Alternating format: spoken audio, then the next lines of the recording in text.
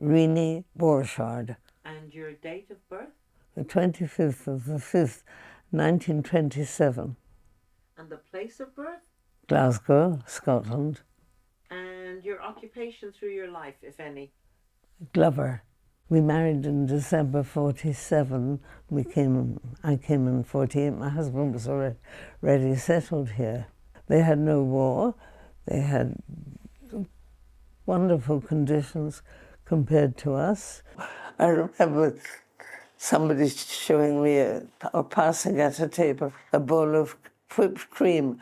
It was something I could barely remember from before the war. The contrast of life here was, to me, opulent because of the lack of shortages of anything. People weren't welcoming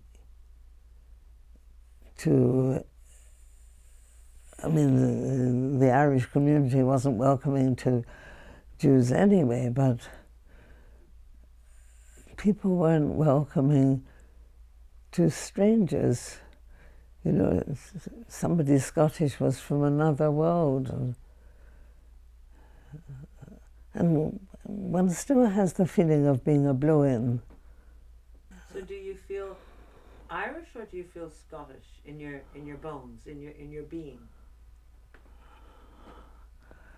Neither, really. I just feel Jewish, although I'm not religious. I don't have national loyalties.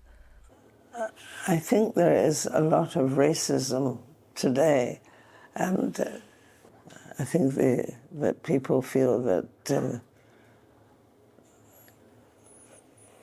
people are coming and getting jobs and starting industries and that, but there's plenty of room for everybody. No, I think that when you look at the world today and what nationalism has done, I don't think it's a good idea to be a nationalist of any country. And I take a great pride in being Jewish, whereas when I was young, people would almost hide the fact that they were Jewish,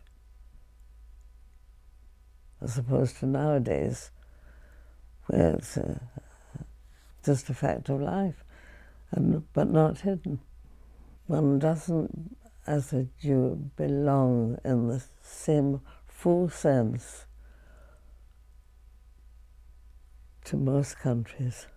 My mother was on refugee committee. It must have been about 1938, on 37 even, I'm not sure. But the children used to be brought in batches from the railway station, and they came to our house, and we had a thing called tea bread, which is peculiar to Scotland. It's not sweet, but not savoury either. And they used to have these. And then they had their white socks exchanged. The reason that was given was that Glasgow in those days was a very dirty town, and they couldn't keep white clean. But in point of fact, it was pointed out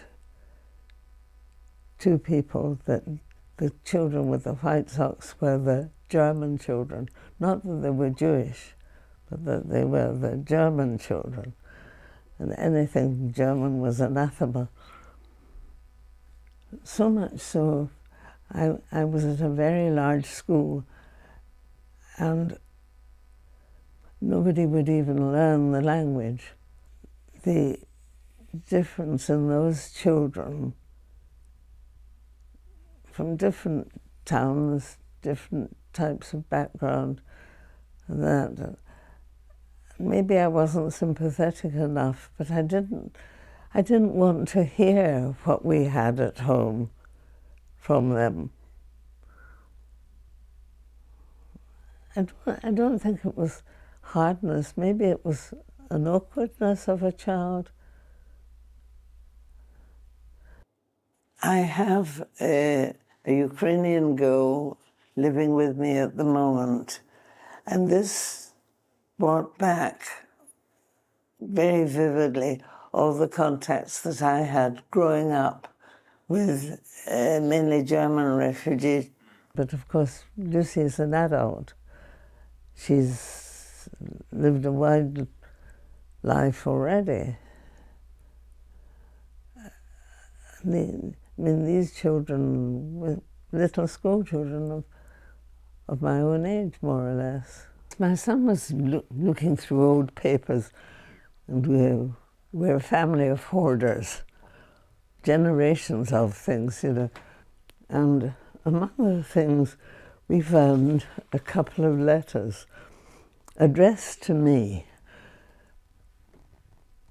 from a refugee boy who had been in a hostel in Glasgow. Apparently,